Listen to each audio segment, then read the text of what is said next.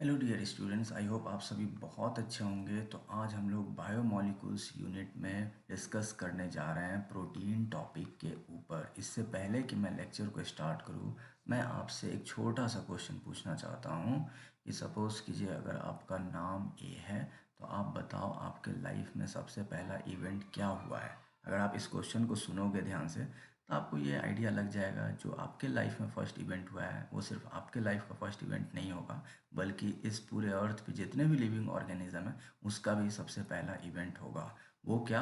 Date of birth. आखिर जितने भी लिविंग ऑर्गेनिज्म हैं इस अर्थ पे वो कभी ना कभी किसी ना किसी तारीख को तो जन्म लिए ही होंगे। इसको थोड़ा सा और सिंप्लीफाई करते हैं तो हम लोग ऐसे समझते हैं कि मतलब जिस दिन जो भी ऑर्गेनिज्म का डेट ऑफ बर्थ है वो लिविंग ऑर्गेनिज्म बेसिकली क्या हो चुके हैं, वो पूरी तरीके से फॉर्म मतलब बन चुके हैं।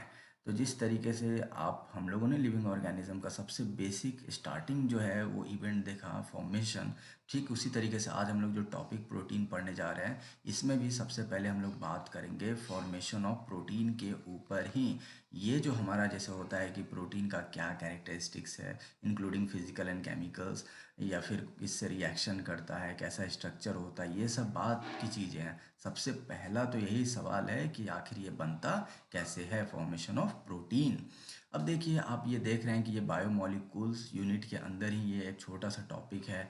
जो भी स्टूडेंट लेक्चर फर्स्ट से बायोमोलिक्यूल यूनिट मेरा देख रहे होंगे तो उनको ये बहुत अच्छे से आइडिया हो चुका होगा कि एक जो एसिड है जिसका नाम है एमिनो एसिड, इसको इतना बार मैं रिपीट किया हूँ क्योंकि इसका बहुत सारा फंक्शंस हम लोगों ने पढ़ा, इसके रिएक्शंस को पढ़ा, स्ट्रक्चर को देखा।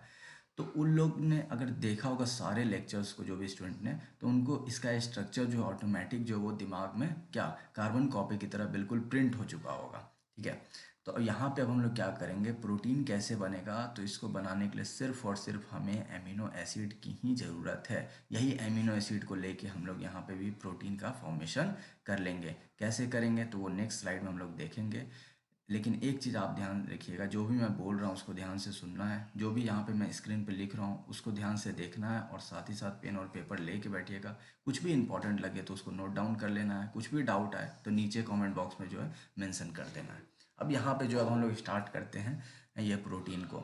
देखिए सबसे पहले एमिनो एसिड का स्ट्रक्चर ड्रॉ करना मैंने आपको सिखाया था। सेंटर में कार्बन रखना है, फिर एक क्या हो जाता है, फिर एक जो है अननोन ग्रुप के साथ इसका बॉन्ड बनता है जिसको हम लोग आर कहते हैं। फिर दूसरा जो है इसका बॉन्ड बनता है एच के साथ, और फिर दो बॉन्ड जो है इसका किसके साथ बनता है, फंक्शनल ग्रुप के साथ, जिसमें एक फंक्शनल ग्रुप हो जाता है NH2 और दूसरा फंक्शनल ग्रुप हो जाता है कार्बोक्सिल ग्रुप COOH। तो यहाँ पे जो अभी हम लोगों ने स्क्रीन पे क्या लिखा, one molecule of amino acid. अब हम लोग क्या करेंगे, ठीक इसी तरीके से एक और मॉलिक्यूल जो है एमिनो एसिड का वो ड्रॉ करेंगे। तो इसमें भी हम लोग क्या करेंगे, C हो गया, और फिर यहाँ पे क्या करेंगे, C के साथ H कर लेते हैं, फिर इधर R कर लेंगे इसी तरीके से, और यहाँ पे जो है C डबल बॉन्ड O और H कर लेते हैं। ठीक है, C डबल, अब एक ग्रुप कौन सा रह गया, NH2, तो ये NH हो गया। अब हम लोगों ने स्क्रीन पे क्या लिख लिया, two molecules of amino acid. अब हम लोग क्या करेंगे ना, ये दो मॉलिक्यूल्स एमिनो एसिड को जो आपस में लिंक कर देंगे। केमिस्ट्री के टर्म में आप सीधा समझो कि ये दो मॉलिक्यूल जो वाटर मॉलिक्यूल का हम, सॉरी, ये एमिनो एसिड मॉलिक्यूल का जो है हम लोग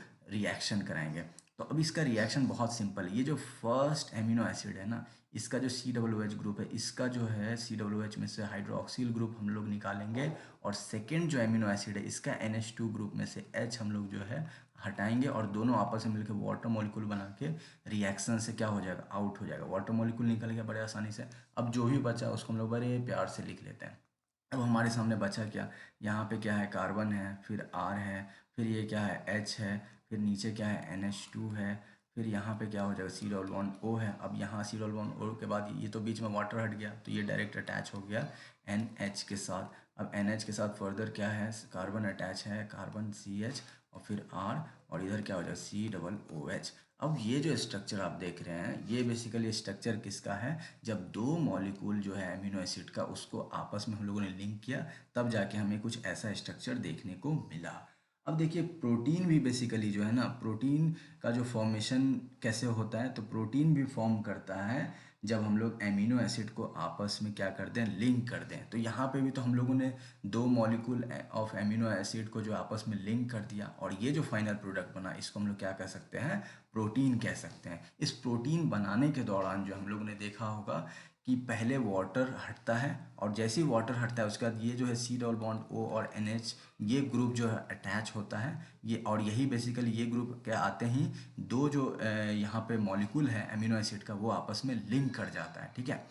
तो ये जो सी डबल बॉन्ड ओ और एन एच है ना, ये ग्रुप को ओवरऑल हम लोग क्या कहते हैं, पेप्टाइड बॉन्ड। कौन सा बॉन्ड कहते हैं, this is our peptide bond. यानी अब थोड़ा सा और स्टैंडर्ड तरीके से हम लोग बोल सकते हैं कि जब भी हम लोग एमिनो एसिड को जो है लिंक करते हैं तो सबसे पहला प्रोसेस होता है वाटर हटता है और उसी के जगह पे पेप्टाइड बॉन्ड का फॉर्मेशन होता है, और ये जो ओवरऑल जो बनता है इसी को हम लोग कहते हैं प्रोटीन। तो आपके मन में आ रहा होगा क्या यही दो जो हम लोगों ने दो मॉलिक्यूल यूज़ किया एमिनो एसिड का इसको लिंक करके जो बनाया यही एक प्रोटीन हुआ? नहीं, ऐसा ऐसा तो आप हजारों लाखों एमिनो एसिड जो आपस में लिंक होता है तो वो उसको भी प्रोटीन कहते हैं, लेकिन वो प्रैक्टिकली यहाँ भी स्क्रीन पे संभव नहीं है कि हजारों लाखों स्ट्रक्चर ड्रॉ करके उसको लिंक करूँ मैं। यहाँ सबसे सिंपलेस्ट स्ट्रक्चर ही हम लोग बता सकते हैं और यहीं से फिर एक जनरलाइजेशन कर सकते हैं कि इस तरीके से जो ऐसे बहुत सारे यूनिट जो सेम ही पैटर्न में जो है वो लिंक करेंगे और एक प्रोटीन का फॉर्मेशन करेंगे। ये तो बहुत ही सिंपलेस्ट प्रोटीन है। तो यहाँ तक क्लियर हो गया होगा। अब देखिए नेक्स्ट जो है हम लोग बात करते हैं, छोटा सा कॉन्सेप्ट है, वो क्या है, वो हमारा पेप्टाइड्स है। एक छोटा सा कॉन्सेप्ट क्या है, पेप्टाइड्स। पेप्टाइड्स बेसिकली कहता है क्या है ना कि जब भी आप एमिनो एसिड को लिंक करते हो, जब भी आप एमिनो एसिड्स को, किसको, एमिनो, यहाँ पे मैं शॉर्ट में लिख रहा हूँ, एमिनो एसिड्स को जो है जब भी आप लिंक करते हो किसके through, through peptide linkage, through peptide linkage. अब ये पेप्टाइड लिंकेज क्या है, तो वही है भैया सी डबल बॉन्ड ओ और एन एच जो था ना, ये जो पेप्टाइड बॉन्ड यही पेप्टाइड लिंकेज। और इसी के आने से क्या हुआ कि हम लोगों ने देखा कि दो एमिनो एसिड को जो आपस में हम लोगों ने जोड़ दिया। तो जब हम एमिनो एसिड्स को पेप्टाइड लिंकेज के थ्रू जोड़ते हैं और तब जाके जो फाइनल स्ट्रक्चर जो हमें देखने को मिला था, फाइनल रिजल्ट जो मिला था, डैट इज़ आवर पेप्टाइड, वो पेप्टाइड था। अब पेप्टाइड को भी हम लोग फर्दर बहुत नंबर ऑफ एमिनो एसिड जितना जुड़ता है उसी बेसिस पे क्लासीफाई करते हैं। अब सपोज कीजिए एक पहला हम लोग डाई पेप्टाइड्स, तो लास्ट जो अभी पिछले स्लाइड में हम लोगों ने देखा वो बेसिकली डाई पेप्टाइड्स का ही एग्जाम्पल था। कैसे, तो आप कॉमन सेंस लगाओ ना, पेप्टाइड्स बेसिकली फाइनल बन रहा है ना, तो डाई पेप्टाइड्स में क्या होगा, मतलब ऐसा पेप्टाइड्स जिसके फॉर्मेशन के लिए हमें रिक्वायरमेंट हो दो एमिनो एसिड्स का।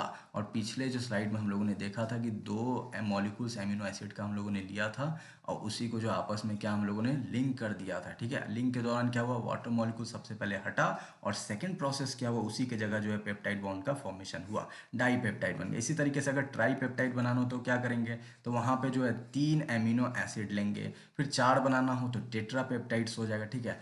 अब आप सोचिए लाखों करोड़ों अगर इसी तरीके से एमिनो एसिड लिंक किए तो उसके लिए क्या करोगे, उसके लिए एक जनरल एन ले लेते हैं, ठीक है। अगर एन नंबर ऑफ जो है एमिनो एसिड जो है वो इंटरलिंक करते हैं और सब में प्रोसेस सेम ही चलेगा, वाटर हटेगा उसके जगह पेप्टाइड बॉन्ड का फॉर्मेशन होगा। अगर N number of amino acid को हम लोग लिंक करते हैं तब जाके जो प्रोडक्ट बनता है तो उसको हम लोग एक कॉमन सा टर्म क्या यूज़ करते हैं, पॉली। तो पॉली हो गया और वो बना क्या, पेप्टाइड्स, तो वो हो गया पॉलीपेप्टाइड्स। तो पॉलीपेप्टाइड्स समझ गए। अब इसका थोड़ा सा स्ट्रक्चर भी मैं आपको यहाँ पे ड्रॉ करके बता देता हूँ। पॉलीपेप्टाइड्स बेसिकली बहुत सिंपल है। देखिए सबसे पहले आपको आराम से कार्बन लिखना है, कार्बन का एक बॉन्ड हाइड्रोजन के साथ है, एकदम एक बॉन्ड हाइड्रोजन के साथ लिख लेना है। दूसरा जो है दूसरा बॉन्ड एक आर ग्रुप अननोन ग्रुप के साथ है। तीसरा क्या है, NH2 के साथ है, ठीक है।